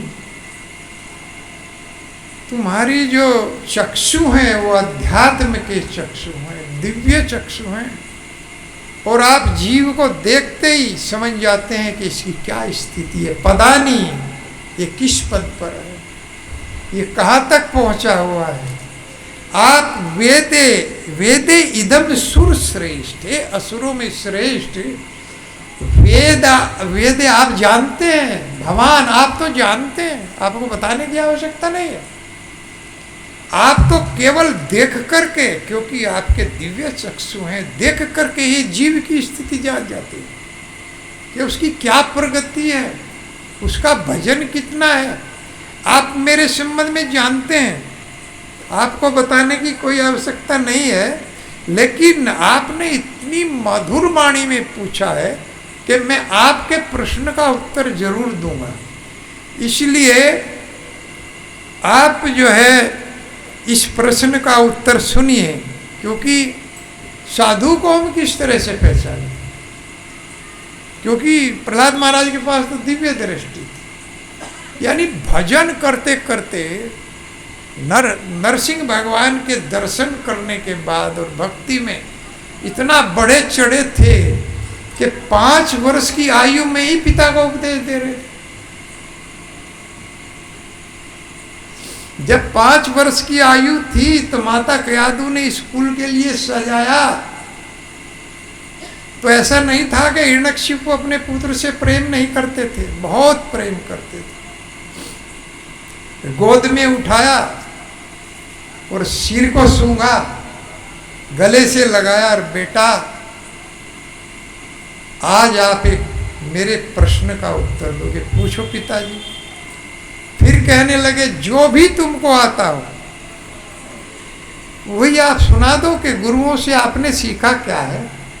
इतने दिन से क्लास कर रहे हो स्कूल में, तो आपने क्या सीखा है वो बता दो, वही मुझे सुना दो, और जो भी तुम्हारा प्रिय सब्जेक्ट हो उसके संबंध में बताओ। तो प्रहलाद वाचा क्या कहते हैं, तत्साधु मन्ये असुरवर्यम देही नाम सदा समुद्विग्न धियाम असत गिरात हितवातम पातम ग्रहम अंधकूपम वनम गतो यद हरिमाश्रे। हे पिताजी, आप जिसको गृहस्थ कहते हैं, आप जिस गृहस्थ जीवन में जी रहे हैं ना, ये भी गृहस्थ से संबंधित प्रश्न का उत्तर दे रहे हैं प्रहलाद महाराज। हे असुर श्रेष्ठ, हे मेरे पिताश्री, आप जिस गृहस्थ को जी रहे हैं ना, वो ग्रह में दिए असत ग्रहात, वो गृहस्थ है ही नहीं। गृहस्थ तो भगवान विष्णु की शरण में जाने से होता है, भगवान कृष्ण की शरण में जाने से गृहस्थ होता है, और आप तो उनके विपरीत चल रहे हैं, तो गृहस्थ कहाँ है, असत गिरात। आप तो असत जीवन जी रहे हैं, इसीलिए आपकी बुद्धि समुद्विग्न ध्यान असत गिरात। असत गिरात में बुद्धि क्या होती है, हर समय चिंता बनी रहती है। हम भी अपने गृहस्थ में देख लीजिए, जिस गृहस्थ में भजन नहीं है तो हर समय जीव चिंतित रहता है, हर समय भय बना रहता है। लेकिन भगवान के जो भक्त गृहस्थ में रहते हैं, वो भगवान को समर्पण कर देते हैं चिंता को, वो चिंता में नहीं रहते, वो चिंतन में रहते, क्योंकि वो चिंता नहीं करते, भगवान का चिंतन करते। और असत गिरात क्या करता है, चिंता करता है, और चिंता चिता से भी खतरनाक है, क्योंकि चिता तो एक बार ही जला देती है, चिंता रोज जलाती, रोज। तो इसीलिए आप चिंतित रहते हैं कि विष्णु आएगा, विष्णु आएगा, तो आप तो जो है असत गिरात में। आप भगवान विष्णु की शरण लीजिए, हितवातम पातम ग्रहम अंधकूपम। आप तो अंधकूप में पड़े हुए हैं, अंधे कुएं में आप गिरे हुए, तो आप इसको त्याग कीजिए, हितवा त्याग कीजिए, और वनम हरिमाश्रित, वन में चले जाइए सब कुछ छोड़कर, और श्री भगवान विष्णु की शरण ग्रहण कीजिए। ये है गृहस्थ जो प्रहलाद महाराज अपने पिता को उपदेश दिया 5 वर्ष की आयु में, लेकिन उसी समय पटक दिया कि विष्णु का नाम तुम्हारे मुख से निकला कैसे। तो इस तरह से प्रहलाद महाराज जो 5 वर्ष की आयु से ही भगवान की ओर, 5 वर्ष की क्यों, गर्भ में ही नारद जी के उपदेश को स्वीकार कर लिया था, गर्भ के अंदर। इसीलिए जब इंद्र ने आक्रमण किया तो प्रहलाद महाराज गर्भ में थे कयादू के, और इंद्र ने कयादू के केस पकड़ करके खींचे थे। उसी समय नारद जी प्रकट हो गए। प्रहार ने नाम सुरपते नेतुर्मर्हस्य नागसम मुंच मुंच महाभाग सतीम पर परिग्रह। नारद जी ने प्रकट हो कहा, हे इंद्र, हे सुरपते, हे देवताओं के राजा इंद्र, सावधान हो जाइए। आप जिस स्त्री के केस पकड़ रहे हैं ये कोई साधारण स्त्री नहीं है। इसके गर्भ के अंदर महाभागवत पल रहा है। प्रहलाद महाराज इसके गर्भ के अंदर हैं, और प्राय स्त्री है और सती है। 3 बातें हैं। ये कोई साधारण स्त्री नहीं है। मुंच मुंच तुरंत छोड़ दो। अगर अपना भला चाहते हो तो तुरंत इसको छोड़ दो। और आजकल देख लीजिए सती स्त्रियों की क्या हालत है। सती स्त्रियों की शक्ति बहुत बढ़ी हुई है, क्योंकि हमने देखा, पाठ पढ़े हैं कि किस तरह से अपने पति को वापस बुला लिया था सावित्री जो सती हुई है, सत्यवान के प्राण जब हर लिए थे उनको वापस ले लिया था। लेकिन कलयुग में कोई सती स्त्री भी ऐसा नहीं कर सकती है। क्यों? क्योंकि सबका स्तर घटा गिरा हुआ है। पूरी सती पतिव्रता स्त्री भी कोई अपने पति के प्राण वापस नहीं ले सकती, क्योंकि सभी का स्तर कम हो गया है। स्त्रियों का स्तर भी कम हो गया है, पुरुषों का स्तर भी कम हो गया है, राजाओं का स्तर भी कम है, साधुओं का स्तर भी कम है। वो स्तर नहीं है कि 3 अंजुल पानी में अगस्त मुनि ने पूरा समुद्र को पी लिया था। ये बात बिल्कुल सत्य है, इसमें झूठ नहीं है। लेकिन आजकल के साधुओं का स्तर जो है वो बहुत कम है। लेकिन क्या किसका स्तर बढ़ा हुआ? ज्ञान का स्तर भी कम है, ध्यान का स्तर भी कम है, तपस्या का स्तर भी कम है। केवल एक ही वस्तु का स्तर बढ़ा हुआ है, वो है हरिनाम संकीर्तन। हरे कृष्णा कृष्णा कृष्णा हरे हरे, हरे राम राम राम हरे हरे। जो इसको गाएगा उसका स्तर बढ़ेगा। जो माताएं इसको गाएंगी वो पतिव्रता से बहुत ऊपर उठ जाएगी, वो वैष्णवी बन जाएगी। और वैष्णवी का स्तर है कि बड़ी बड़ी पतिव्रता स्त्री भी स्वर्ग तक गई है, सावित्री भी स्वर्ग तक गई है। लेकिन पतिव्रता स्त्री इस जगत में जो वैष्णवी बन जाती है, जो इस भगवान के नाम को गाती है, वो गोलोक धाम में प्रविष्टि पाती है। वहां तक किसी का स्थान नहीं। जो प्रभु जी लोग इसको गाएंगे, जो माताएं इसको गाएंगी, वो गोलोक धाम में प्रविष्टि पाएंगे। एक बार एक साधु थे, वो अपना भाई श्री श्री 1008 ये कथाकार आजकल लिखते हैं, वो जगत गुरु लिखते हैं। जगत गुरु श्री श्री श्री 1008 फलाने फलाने मंडलेश्वर क्या क्या उपाधियां है, बड़ी बड़ी उपाधि लोग रखते हैं कि भाई ये जो है बड़े बड़े आदमी हैं।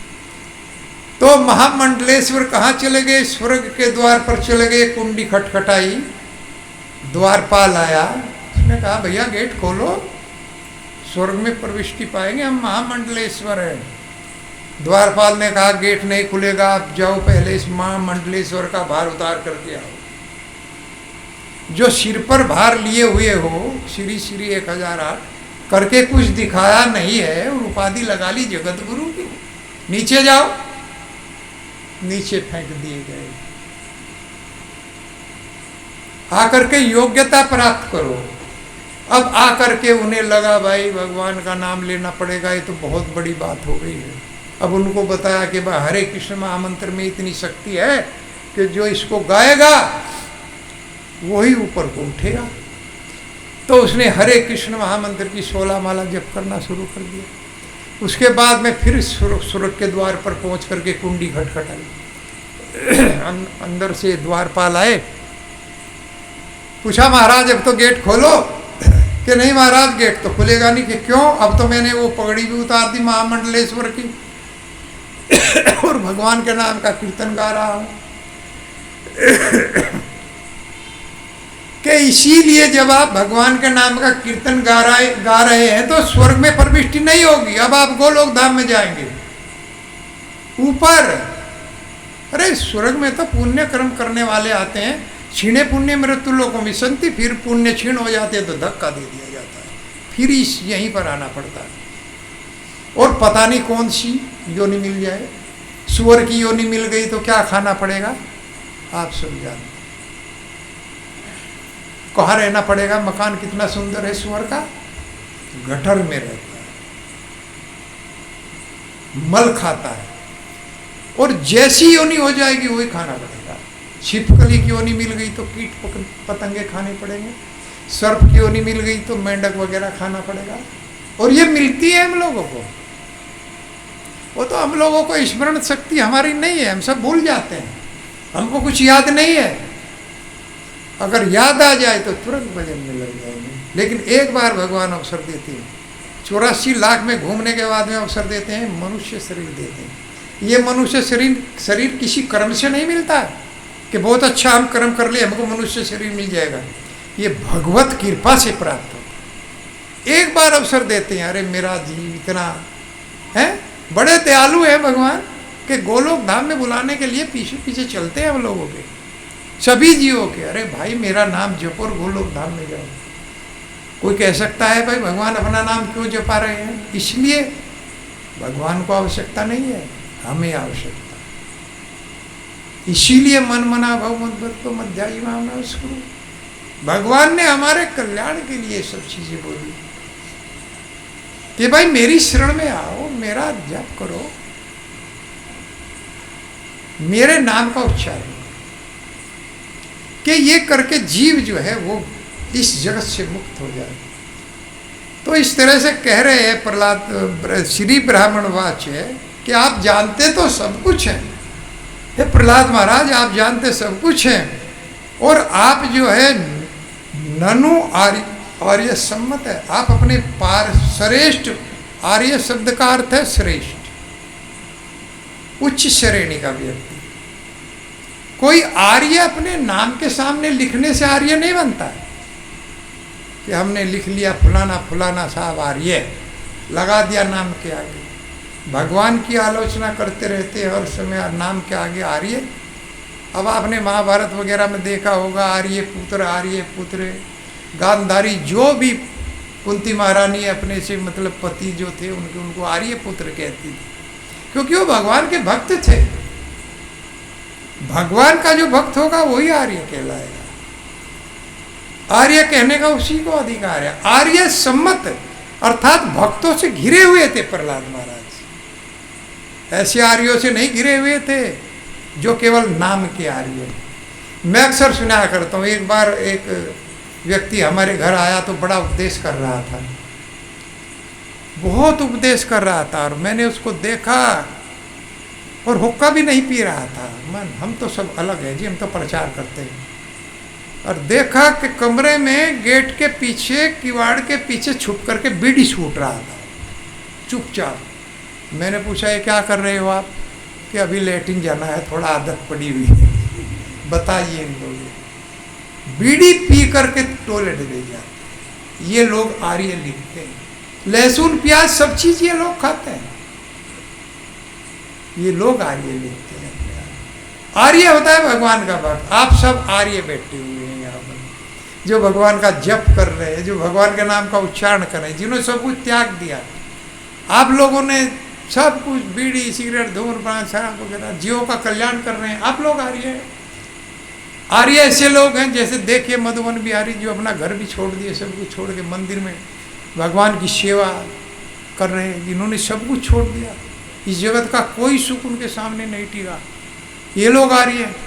और एक हमारे आर्य देखिए अमनी निमाईदास प्रभु जी, जो सब कुछ भोगते हुए कुछ भी नहीं भोग रहे हैं, यानी शादी भी की, सब काम किए, सब कुछ, लेकिन बिल्कुल अलग। वो भी आर्य है।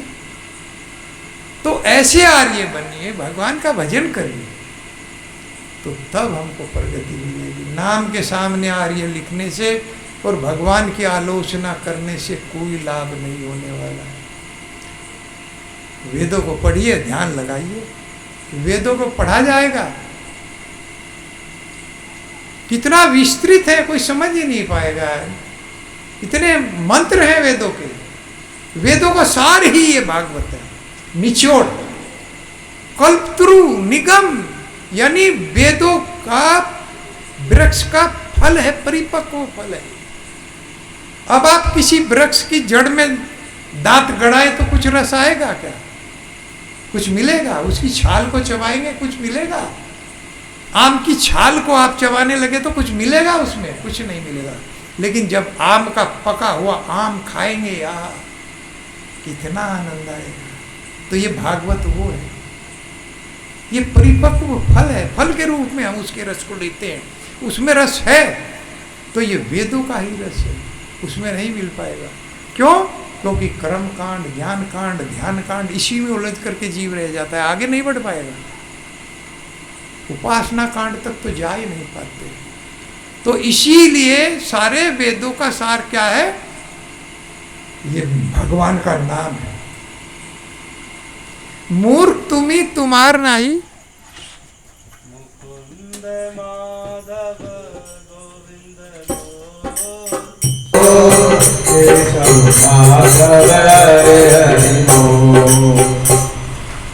तो हम लोग कैसे साधु को पहचाने? प्रहलाद महाराज को तो दिव्य चक्षु थे, वो तो पहचान लेते थे। अब हम लोग, कोई डॉक्टर हो तो उसको पहचान लेते हैं, क्योंकि वो ड्रेस में तुरंत पहचान जाएंगे कि ये डॉक्टर है। कोई पुलिस वाला होगा तो उसको भी पहचान जाएंगे, उसका भी ड्रेस है। और कोई एडवोकेट होगा तो उसको भी जान लेंगे, क्योंकि वो ड्रेस में है अपनी, तो हम पहचान लेंगे। लेकिन साधु को कैसे पहचान? क्योंकि साधु के देश में तो बहुत असाधु घूम रहे हैं। लाल वस्त्र पहनने से कोई साधु नहीं बनता। कोई लाल वस्त्र, क्योंकि सफेद वस्त्र में भी साधु हो सकता है, लाल वस्त्र में तो कोई असुर भी हो सकता है। हमने देखे बहुत लाल वस्त्र धारण किए हैं, वो शराब का जो मांग करके ले जाते हैं, वो शराब लेते हैं और फिर शराब पीते। तो साधु को कैसे पहचाने? भगवान ने बताया कि साधु, अर्जुन ने प्रश्न किया है कि आपके भक्त को कैसे पहचाने? प्रभु श्री भगवान वाचे परजहाति कामान सर्वान परजहाति यदा कामान सर्वान पार्था मनोगतान आत्मनेव आत्मना तुष्ट है स्थित प्रज्ञ तदोच्यते। स्थित प्रज्ञ का भाषा ये पूछा, आपके भक्त का क्या लक्षण? स्थित प्रज्ञ अर्थात उसकी बुद्धि आप में स्थित कैसे होती है, उसके क्या लक्षण है? कि जो समस्त कामनाओं से मुक्त हो गया, जिसने समस्त कामनाओं का त्याग कर दिया हो और जो अपने आप में ही तुष्ट हो। आत्मन्येव आत्मना तुष्टा स्थित प्रज्ञ तदोच्यते। वो स्थित प्रज्ञ जिसकी बुद्धि आप में लग गई, उसको उसकी कामना ही नहीं। ये ऐसा ही साधु है जो लेटा हुआ है, इसकी कोई कामना नहीं है। ये कहता है कि मुझे खाने के लिए कोई तो मुझको फेंक करके देता है, मेरे ऊपर रोटी फेंक देता है, वो भी मुझे बहुत अच्छा लगता है। कोई बड़े प्रेम के साथ में ला करके मुझे रोटी देता है, उसको भी मैं स्वीकार करता हूँ। कोई मुझे कोई कपड़ा फेंक करके देता है, कोई प्रेम से रेशमी कपड़ा देता है, और कोई मेरे ऊपर मिट्टी फेंकता है, कोई मेरे ऊपर ढेला भी मारता है, पत्थर भी मारता है। मैं सब सहन करता हूँ, मुझे कोई प्रॉब्लम नहीं है। तो ऐसा साधु सब कुछ सहन करने वाला स्थित प्रज्ञ तदोच्यते। नास्तिर बुद्धि युक्त से नैचा युक्त से भावना नैचा भाव्यता शांतिर शांत से कुतः सुखम। इसलिए हमारी बुद्धि जो है वो स्थित प्रज्ञता होगी जब कृष्णा भावना भावित हो जाए। और बुद्धि कृष्णा भावना भावित होगी, मन भी होगा, मन होगा तो शांति मिलेगी। और शांत से कुतः सुखम, शांति के बिना सुख नहीं। हे अर्जुन, शांति प्राप्त करनी पड़ेगी, शांति के बिना सुख नहीं मिलेगा। और शांति अध्यात्म में मिलेगी। कितने विकसित देश हैं, क्या उनमें शांति है? विकासशील देश भी विकसित बनने की तरफ बढ़ रहे हैं। क्या जो विकसित देश है उनमें शांति है? उनमें आतंकवाद नहीं है। अमेरिका में तो कोई भी निकलता है बंदूक लेकर के, एक तरफ से सबको गोलियों से ढूंढ देता है। बड़े बड़े हथियार हम लोग इकट्ठा कर रहे हैं। ये विकसित देश बता रहे हैं, जो विकसित हो चुके हैं। जिसने ज्यादा हथियार बना लिए वही विकसित अपने आप को घोषित कर रहा है। यानी एक तरह से संहार करने की सामग्री जिसने इकट्ठी कर ली। इसलिए क्या वहां आतंकवाद नहीं है? सब देशों में आतंकवाद है। क्यों? जब तक अध्यात्म से नहीं जुड़ा जाएगा तब तक शांति नहीं मिल सकती, और शांति के बिना सुख प्राप्त नहीं है। भगवद गीता का कथन नहीं मिल पाएगा। हम देख रहे हैं कितना आतंकवाद है। इसलिए भगवान से जुड़ना पड़ेगा। यही प्रयास हम लोगों को करना चाहिए। तो साधु को कैसे पहचाने? एक वेश में साधु है, कह रहा है कि मैं तो ये चीज गाऊंगा। एक लौकिक भजन की जिद पकड़ लेते हैं साधु लोग, जो हर समय मंदिर में भगवान की सेवा में रहते हैं। वो लोग भी कहते हैं कि राधा ढूंढ रही, किसी ने मेरा श्याम देखा। वृंदावन में खोज रहे, गोकुल में खोज रहे, फिर श्याम माखन चुराते देखा, गैया चराते देखा।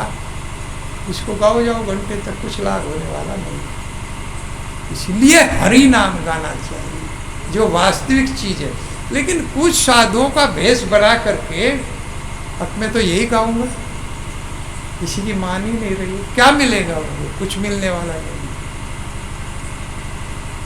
क्योंकि भक्ति जो है वो श्रेष्ठ साधुओं के संरक्षण में होती है, अपने मन से भक्ति नहीं होती है। भगवान ने मना किया 16वें अध्याय में, यह शास्त्र विधि मुत्सर्जय वर्तते काम कारता न से सिद्धि वापनोति न सुखम न प्राप्नोति। यह शास्त्र विधि उत्सर्जय है, यानी शास्त्र की अवहेलना करने के बाद ग्रंथ में, भगवत गीता में जो विधि हमको बताई गई है उसको त्यागने के बाद अगर हम अपने मन और बुद्धि से कोई मंत्र बना करके गाएं, क्या मिलेगा?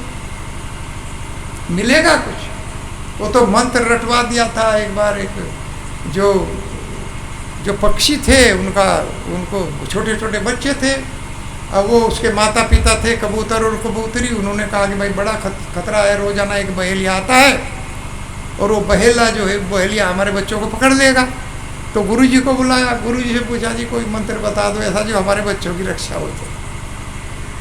तो गुरुजी ने कहा हाँ मंत्र दे दूंगा, लेकिन उसको रटना पड़ेगा। जी रट लेंगे हम कि मंत्र दो, कि मंत्र दे दिया, शिकारी आएगा, जाल बिछाएगा, दाना डालेगा, फंसना मत। रट लो इस बात को।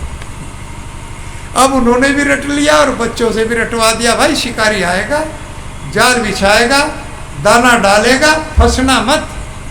पक्का याद कर लिया। और याद करके जिस दिन शिकारी आया और जाल बिछाया और दाना डाला तो तुरंत पग से गाते गाते इस मंत्र को कि शिकारी आएगा, जाल बिछाएगा, दाना डालेगा, और आकर के उसमें घुस गए जाल में अपने आप। तो ऐसे साधु की ये हालत है जो अपने मन इच्छा से भजन करना चाहते हैं। मैं तो यही गाऊंगा, वो खुद जाल में घुसने वाले, कुछ मिलने वाला।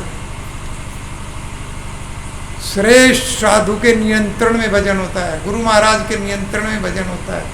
शिला प्रभुपाद जी ने जो विधि बताई है उसमें भजन होता है। हमारे स्कूल में यही विधि बताई गई है कि हरि नाम गाया जाए।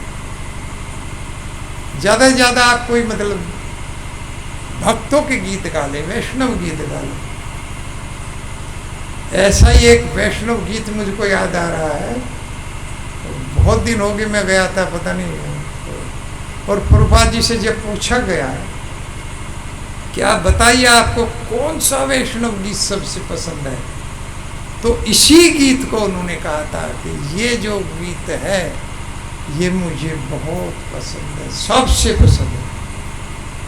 और नरोत्तम दास ठाकुर इसमें प्रार्थना करते हैं कि हे प्रभु, अब की बार मेरे जीवन को पार उतार दीजिए, अब की बार विफल नहीं होने देना चाहता हूँ, क्योंकि बहुत जन्म मेरे विफल हो गए, लेकिन अब की बार मैं ये मनुष्य योनि जो है इसको सफल बनाना चाहता हूँ।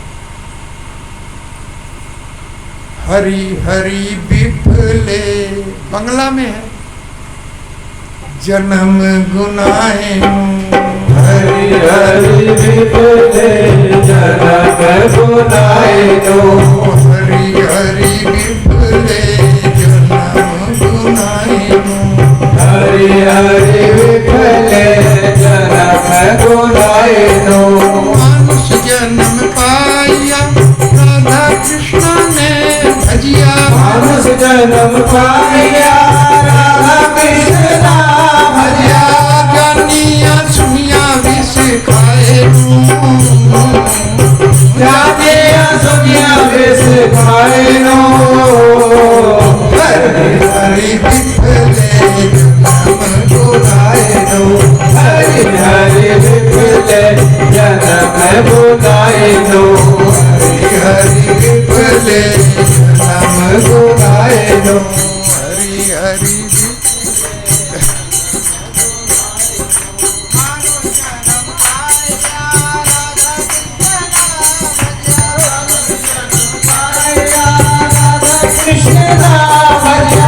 जानिया सुनिया विष खाए जानिया सुनिया विष खाए हरि हरि विफले जन्म गुनाहे हरि हरि विफले जन्म गुनाहे मनुष्य जन्म पाया राधा कृष्ण भजिया, मनुष्य जन्म पाया राधा कृष्ण भजिया, जानी लो सुनी लो विष खाए जानिया दुनिया विष खाए हरि हरि विफले जन्म गुनाहे हरि हरि विफले जन्म गुनाहे संसार विषयानल दीवानी साहिया जल, संसार विषयानल दीवानी साहिया जल, जुड़ाई दे कैनू ना उपाया, जुड़ाए ते कोई न उपाया, लोकेर प्रेम धन हरि नाम संकीर्तन, बोलो मेरे प्रेम धन हरि नाम कीर्तन, रति ना जन मिल कैनू पाया, रति ना जन मिल कैनू पाया, हरि हरि विफले जन्म गुनाहे हरि हरि विफले जन्म गुनाहे हरि हरि विफले जन्म गुनाहे मानुष जन्म पाया राधा कृष्ण ने भजिया, मानुष जन्म पाया राधा कृष्ण भजिया, जानिया सुनिया विष खाए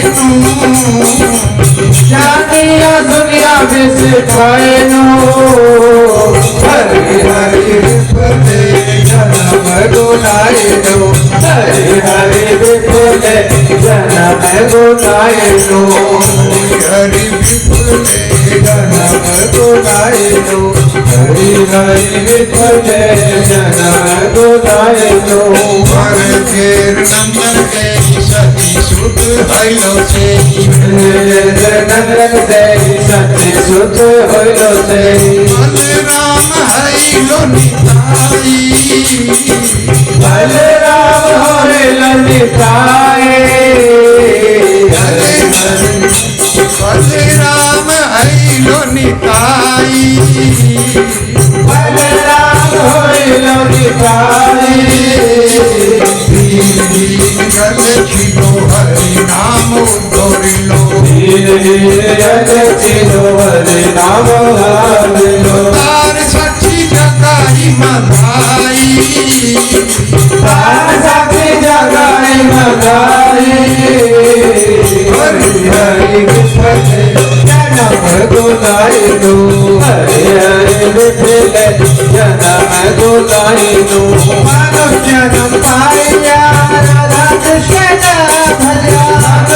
जन्म पाया राधा कृष्ण भजिया जानिया सुनिया विष खाए नो जानिया सुनिया विष खाए नो हरि हरि विपुले जन्म बोलाए नो हरि हरि विपुले जन्म बोलाए नो प्रभु नंद भानु सुतायुत प्रभु नंद सुत विश्वानु सुतायुत करुणा करई करुणा करे दास कोई ना हो लूंगा पाई दास करे नहीं गौरगा पाए ओमा बिने के आखे ओमा मेरा गया छे अमार हरि हरि विपुले जन्म सुनाए नो हरि हरि विपुले जन्म बोलाए नो मानस जन्म पाइया राधा कृष्ण नाम भजिया जन्म पाइया राधा कृष्ण नाम भजिया मानस जन्म पाइया राधा कृष्ण नाम भजिया मानस जन्म पाइया राधा कृष्ण नाम भजिया रानी को सुनी को विष खाए नो जानिया सुनिया विष खाए नो हरि हरि विपुले जन्म बोलाए नो हरि हरि विपुले जन्म बोलाए नो हरि हरि विपुले जन्म बोलाए नो हरि हरि विपुले जन्म बोलाए नो। तो कैसे पहचाने साधु को? अब दिव्य दृष्टि है नहीं, लेकिन इस कलयुग में भी स्तर नाम का स्तर बढ़ा हुआ है और जो इस नाम को गाएगा वो पहचान लेता है, उसकी भी दृष्टि दिव्य हो जाती है। हमारे गुरु महाराज हैं तो उनको अगर कोई प्रणाम करने जाता है तो प्रणाम को देख कर ही पहचान लेते हैं कि कितना भजन चल रहा है। प्रणाम करने का ढंग देख लिया और उसी से बता देते हैं कि कितना भजन चल रहा है। आज भी ऐसे साधु हैं। तो इसी तरह से ये जो लोग हैं ये भेष बदल करके लाल वस्त्र में रहते हैं और भक्तों की बात को नहीं मानते तो कुछ मिलने वाला नहीं। क्योंकि देखिए पूतना भी भगवान के पास आई थी और वहां तक कैसे आई वो कि भेष बदल के आई थी। पूतना एक राक्षसी थी, लेकिन उसे सिद्धि प्राप्त थी कि ब्यूटी पार्लर में जाकर ब्यूटी पार्लर के बिना ही भेष बदल लेती। आजकल तो माताएं ब्यूटी पार्लर में जाकर के भेष बदलती, पूरी लीपा पोती कर लेती। वास्तव में पूतना की तरह से ही दिखाई देती। सावधान रहना चाहिए। अपने मुख का ह्रास ही वो लोग करते हैं, सुंदरता नहीं बढ़ती। ब्यूटी पार्लर में जाकर के लेप कराना धन की भी हानि है और अपने शरीर की भी हानि है। वो वास्तव में पूतना की तरह से लगती। नेचुरली जो हमारे पास है वही सुंदरता होनी चाहिए, वही सुंदरता है। तो पूतना के पास तो ये सिद्धि थी कि उसे ब्यूटी पार्लर में भी जाने की आवश्यकता नहीं, भेष बदल लेती। कैसा सुंदर भेष उसने बनाया कि सारे ब्रजवासी चक्कर में आ गए कि तो लक्ष्मी कृष्ण से मिलने के लिए आई। क्योंकि लक्ष्मी हर समय कृष्ण के बिना नहीं रह सकती, उसके पीछे पीछे डोलती। यो मृगते हस्त गृहित पद्मा सिरिया इतरे अंग विमृग्य माणिया। कमल का फूल लेकर के वो हर समय भगवान के पीछे दौड़ती, जबकि सारे देवता, सारे मुनि, सारे ऋषि, सारे असुर और इस जगत की तो बात ही क्या किया जाए, लक्ष्मी के पीछे दौड़ते, धन के पीछे दौड़ते हैं, रात दिन परिश्रम, लेकिन लक्ष्मी नहीं मिलती है। क्योंकि भगवान की शरण के बिना लक्ष्मी नहीं मिलेगी। और जो शरण में जाएंगे उनके यहाँ लक्ष्मी अपने आप बात डाल देगी, वही रहने लगती है। जब भगवान जो है आए और प्रकट हुए नंदोत्सव में, तो लक्ष्मी भी वैकुंठ छोड़ करके आज भी बेल वन में, वृंदावन में वो तपस्या किए हुए लगाए। भगवान भी वृंदावन को नहीं छोड़ते। और लक्ष्मी सहस्त्र सत संभ्रम सेव्यमानम गोविंदम आदि पुरुषम तमेन्द्र। और लाखों लक्ष्मियां भगवान की सेवा में रहती है हर समय। तो लक्ष्मी को अगर पाना है तो भगवान नारायण की शरण में जाना पड़ेगा, उनका भजन करना पड़ेगा। तो पूतना ने लक्ष्मी का रूप बना लिया, कमल का फूल हाथ में, बड़ा सुंदर मुखमंडल कुंडल सब वही। कोई भी देख करके कि लक्ष्मी है ऐसा रूप बना करके चल रही थी। नितंब बड़े, स्तन बड़े, कमर बहुत पतली थी, बहुत सुंदर लग रही थी चलती, हाथ में कमल का फूल। कोई भी नहीं रोक पाया, पहचान ही नहीं पाया, क्योंकि दिव्य दृष्टि नहीं थी। लेकिन भगवान तुरंत थे। और जैसे ही आंगन में पहुंची तो यशोदा और रोहिणी दोनों उपस्थित थी। भगवान पालने में थे, लेकिन देख करके रूप को वो भी मोहित हो गई और तुरंत बच्चे को उठा लिया, कृष्ण को गोद में उठा और कहने लगी, हे यशोदा, कितना सुंदर बालक है, तुमको जरा भी दया नहीं है।